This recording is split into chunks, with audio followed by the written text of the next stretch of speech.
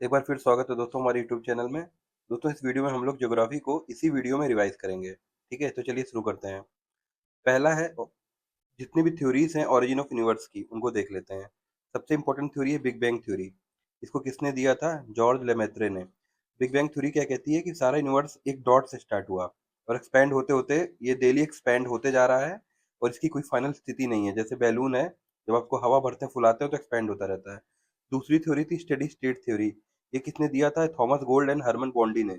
इसमें क्या ये कहते हैं कि यूनिवर्स एक्सपैंड वगैरह नहीं हो रहा, उसकी स्टेट स्थिर है, नहीं स्टेडी है। तीसरी थ्योरी थी पल्सेटिंग यूनिवर्स थ्योरी। ठीक है, ये दिया था डॉक्टर एलन सैंड ने। और ये थ्योरी कहता है कि ब्रह्मांड यूनिवर्स एक बार एक्सपैंड होता है, एक बार कॉन्ट्रैक्ट होता है, पल्स की तरह, इसलिए इसको पल्सेटिंग थ्योरी कहते हैं। और लास्ट है इन्फ्लेशनरी थ्योरी। ये क्या कहता है कि पूरा पृथ्वी या पूरा यूनिवर्स एक ही बार में एक्सपैंड हुआ है, तुरंत एक्सपेंशन हुआ है। ये चारों थ्योरीज आगे आते हैं। ये देखते हैं inner planet versus outer planet. तो दोस्तों पहले जो चार प्लैनेट है मरकरी, वीनस, अर्थ, मार्स, इनको इनर प्लैनेट बोलते हैं और बाकी ये चार है उनको आउटर प्लैनेट बोलते हैं। अंतर क्या है? इनर वाले सन के पास है, आउटर वाले सन से दूर है। इनर वाले हैं ये डेंस मेटेलिक मिनरल्स के बने होते हैं और बाकी चार हैं वो हॉट गैसेस यानी हाइड्रोजन हीलियम मेनली इन्हीं से बने होते हैं। जितने भी पास वाले पहले चार हैं इनर प्लैनेट्स हैं, ये जल्दी मूव करते हैं। ठीक है, इनका पीरियड ऑफ रेवोल्यूशन कम होता है और जितने दूर जाएंगे उतना पीरियड ऑफ रेवोल्यूशन ज्यादा होगा। ठीक, पहले वाले जो चार इनर प्लैनेट्स हैं उनका क्रस्ट रॉकी होता है और आगे वाले जो चार हैं वो गैसियस बॉडीज होती हैं। ठीक है, इनर प्लैनेट्स मैग्नीशियम और आयरन में रिच हैं और बाकी चारों प्लैनेट्स गैसेस के बने हुए हैं। ठीक है, और ये भी देख लीजिए। आगे आते हैं प्लैनेट्स के बारे में कुछ फैक्ट एंड फिगर्स। मरकुरी का 88 डेज में एक रिवोल्यूशन पूरा होता है और कोई मून नहीं है। ठीक, वीनस का है 224 डेज, इनके पास भी कोई मून नहीं है। अर्थ का है 365 दिन, एक मून है अर्थ का। मार्स का है 687 डेज, दो मून है। ठीक है, फिर आते हैं जुपिटर, इसका है 4331 डेज। ठीक है, और 95 मून है जुपिटर के। सैटर्न का है 1000 10747 डेज। ठीक है, 274 मून है। यूरेनस 30589 डेज और 28 मून्स हैं। और आखिरी में आता है नेपच्यून, 59800 दिन लगता है इसको रिवॉल्व होने में और 16 मून है। ठीक है, सबसे ज्यादा मून सैटर्न के पास है। अगले पे आइए, कुछ मेजर वेल नोन कॉन्स्टलेशन देखते हैं। उर्सा मेजर, ठीक है, जिसको ग्रेट बियर भी कहते हैं, हिंदी में इसको सप्तऋषि कहते हैं। ठीक है, तारामंडल। अगला है उर्सा माइनर, ठीक है, जिसको इंग्लिश में लिटिल बियर भी कहते हैं। ये जो हमारा ध्रुव मस तारामंडल है वही है। ओरायन, ठीक है, ये हंटर, ये हमारे हिंदी में इसको मृग तारामंडल बोलते हैं। फिर एक है ड्रैगन, ठीक, और स्कॉर्पियो, जिसको वृश्चिक तारामंडल बोलते हैं। तो ये सारे एक बार देख लीजिएगा। अगला आते हैं कॉम्पोजिशन ऑफ अर्थ। तो दोस्तों अर्थ पे सबसे ज़्यादा लोहा यानी 35% पाया जाता है। ठीक है, क्रस्ट में। फिर ऑक्सीजन है 30%, सिलिकॉन है 15%, मैग्नीशियम 13%, निकल 2.5%, सल्फर एक 1.9, कैल्शियम 1.1, एल्यूमिनियम 1.1 और 0.5 में सारे आ। ठीक है, अगले पे आते हैं। कुछ अर्थ से रिलेटेड डाटा देख लीजिए। अर्थ का जो एज है वो 4550 मिलियन ईयर्स यानी 455 करोड़ वर्ष। ठीक है, मास वॉल्यूम इतना इंपॉर्टेंट नहीं है। वही, हाँ, ये मीन ऑर्बिटल वेलोसिटी याद रखिए। अर्थ का है 29.78 किलोमीटर पर सेकेंड, मतलब ये इसकी मीन ऑर्बिटल वेलोसिटी है। ये इंपॉर्टेंट है, ये एग्जाम में आ सकता है। अगले थ्योरी पे आते हैं, डायमीटर ऑफ अर्थ। अब देखिए अर्थ की जो इक्वेटोरियल डायमीटर है, मतलब अगर अर्थ ये है, ठीक है, तो ये जो इक्वेटोरियल डायमीटर है ये 12,756 किलोमीटर है। रेडियस का आधा हो जाएगा। पोलर डायमीटर मतलब यहाँ से लेके ये है 12,713। देखिएगा थोड़ा सा कम है। पोलर रेडियस का आधा हो जाएगा। इक्वेटोरियल सरकमफ्रेंस, ये जो पूरा चक्कर गोल चक्कर लगा देंगे तो सरकमफ्रेंस आएगा 40,000। ऐसे ही पोलर जब आप पूरा चक्कर लगा देंगे तो आ जाएगा 40,009। अगला आ जाइए, अर्थ का हाईएस्ट लैंड पॉइंट है माउंट एवरेस्ट। ठीक है, हाइट है इसकी 8850 मीटर। लोवेस्ट लैंड पॉइंट क्या है? डेड सी, जिसका है 430 मीटर डेप्थ है। ग्रेटेस्ट ओशियन डेप्थ क्या है? मरियाना ट्रेंच, ठीक है, ये पैसिफिक ओशियन में है। इसकी गहराई है 11,034 मीटर। अर्थ से सन से अर्थ की सबसे ज्यादा दूरी 152 मिलियन किलोमीटर होता है और सबसे कम है 147। अच्छा, ऐसे क्यों है? मान लीजिए जैसे सन है, ठीक है, अर्थ चक्कर लगा रहा है, ये ऑर्बिट है अर्थ का। ठीक, तो अर्थ जब यहाँ कहीं होगा और यहाँ होगा तो सन से सबसे दूर होगा, और जब यहाँ कहीं हो यहाँ कहीं होगा तो सबसे पास होगा। तो ये 152 होता है, ये 147 होता है। ठीक, आगे आते हैं। अच्छा, ये एक स्पेसिफिक डेट्स को पढ़ते हैं, तो आप डेट कमेंट करके बताइए किस डेट में अर्थ सबसे ज्यादा दूरी पे होता है और किस डेट को सबसे कम दूरी पे। अगले पे आ जाइए, ओशन करेंट्स। ठीक है, तो ओशन करंट हम लोग ना फिगर से देखते हैं। यहाँ पे आ जाते हैं। एक मिनट, यहाँ पे ओशन करंट्स को आप देख सकते हैं। देखिए, आइए पहले पैसिफिक ओशियन के वार्म करंट्स को देखते हैं। जितने भी इक्वेटोरियल है, जैसे नॉर्थ इक्वेटोरियल और साउथ इक्वेटोरियल ये दोनों वार्म करंट हो जाएंगी पैसिफिक ओशियन की।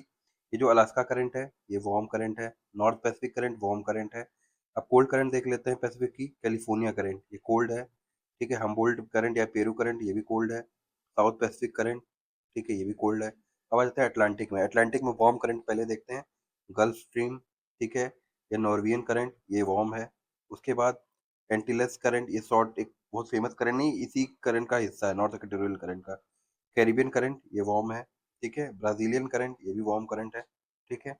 अब इसके कोल्ड करंट देख लेते हैं। कैनरी, ठीक है, कोल्ड है। लेब्राडोर करंट कोल्ड करंट है। बेंगोला करंट कोल्ड करंट है। और जो ये साउथ अटलांटिक करंट है ये भी कोल्ड है। जितने भी south Pacific, south Atlantic, south Indian, ये सब कोल्ड ओशन करंट्स हैं। इंडियन ओशन में आ जाते हैं, ठीक है। मोजाम्बिक करंट जो है ये वार्म है। ईस्ट मेडागास्कर करंट ये भी वार्म है। एगलस करंट ये भी वार्म है, ठीक है। कोल्ड करंट देख लेते हैं। वेस्ट ऑस्ट्रेलिया करंट ये कोल्ड ओशन करंट है, ठीक है। इधर देख लीजिए पैसिफिक में, नॉर्थ पैसिफिक में ओएसयू करंट जो है ये कोल्ड करंट है। वार्म करंट कौन सी है? क्यूरोसियो, ठीक है। तो इस फिगर से आप याद रख सकते हैं कौन सा वार्म है कौन सा कोल्ड है। अब अगले डेटा पे आते हैं। हाँ, ठीक, ये टेबल से भी आप देख सकते हैं और फिगर से भी आप याद रख सकते हैं। ये रिवीजन हो गया। अगले टॉपिक पे आए। इंडियन ओशन करंट हमें, हाँ, कंपोजिशन ऑफ एटमॉस्फेयर। एटमॉस्फेयर में नाइट्रोजन है 78%, ठीक, और ऑक्सीजन है लगभग 21%। 78-21 रूल याद रखिएगा। उसके बाद सबसे ज़्यादा आता है आर्गन 0.93। तो फर्स्ट पे नाइट्रोजन, सेकंड ऑक्सीजन और थर्ड पे है आर्गन। फिर CO2 है फोर्थ नंबर पे, ठीक है, 0.04%। नियॉन भी कुछ कुछ मात्रा में पाया जाता है। हीलियम भी है, ओजोन और हाइड्रोजन, ठीक। अब देखिए कि इग्निशियस रॉक से ही मेटामॉर्फिक रॉक बनता है, तो उसमें उसको क्या कहते हैं?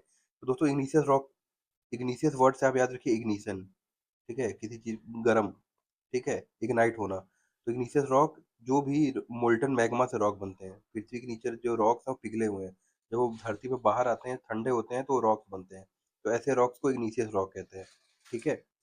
और यही रॉक जब समय के साथ इन पे हीट और प्रेशर पड़ता है तो ये चेंज हो जाते हैं मेटामॉर्फिक रॉक में, ठीक। अब जैसे ग्रेनाइट है, ठीक है, ये चेंज होके बन जाता है ग्नीस, ठीक है। गैब्रो किस में बदल जाता है? सर्पेंटाइन में, ठीक है। बेसाल्ट बनता है सिस्ट में, ठीक है। कोल बन जाता है बिटुमिनस कोल ग्राफाइट में, ठीक है। अगला आते हैं, सेडिमेंट्री टू मेटामॉर्फिक देख लेते हैं।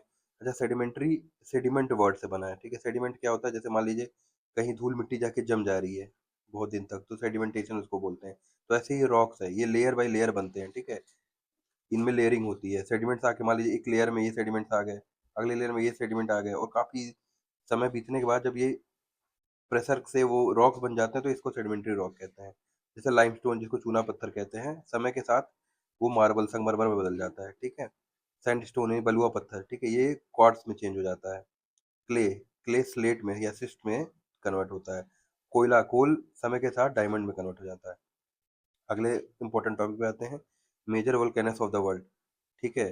पहला है ओहो डेल साडो, ये अर्जेंटीना और चील बॉर्डर पे है, और एंडेस जो माउंटेन रेंज है वहां पाया जाता है। ये दुनिया का हाईएस्ट एक्टिव वोल्केनो भी है, ठीक है।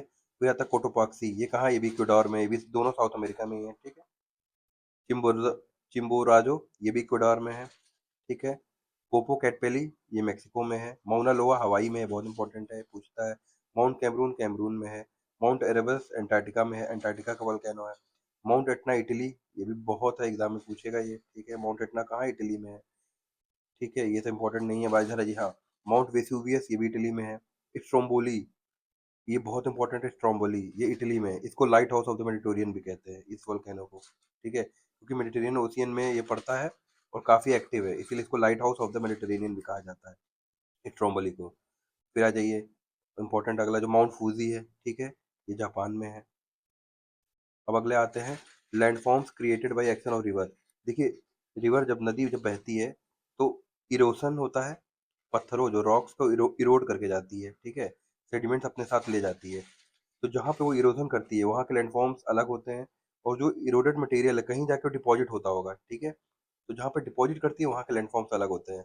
अब आइए कि करके देखते हैं। इरोजन में पहला है वी शेप वैली, ठीक, मली नदी बह रही है और पहाड़ को ऐसे वी शेप वैली में चीरती हुई निकलती है, तो ये एक लैंडफॉर्म क्रिएट होता है। जॉर्ज क्या होता है? अगर वी शेप को आप ऐसे एक वर्टिकल क्लिफ मान लीजिए और नदी मान लीजिए यहाँ बह रही है, ठीक है, तो इसको जॉर्ज या गहरी घाटी कहते हैं। पॉट होल्स हो गया, वाटरफॉल हो गया, ये सब इरोजनल लैंडफॉर्म्स हैं। अब आ जाते हैं इरोजन और डिपोजिशन जो मिक्सचर से हो रहा है, जैसे मेंडर, ठीक है। आप देखेंगे नदियां जब प्लेन्स में आती हैं तो काफी सा कर्व लेती है, सांप की तरह हो जाती है, ठीक है। इसको बोलते हैं मेंडर। ऑक्सबो लेक क्या होता है? अब जैसे मान लीजिए नदी मेंडरिंग कर रही है, ठीक है, एक एस शेप में या सांप की तरह बन रही है।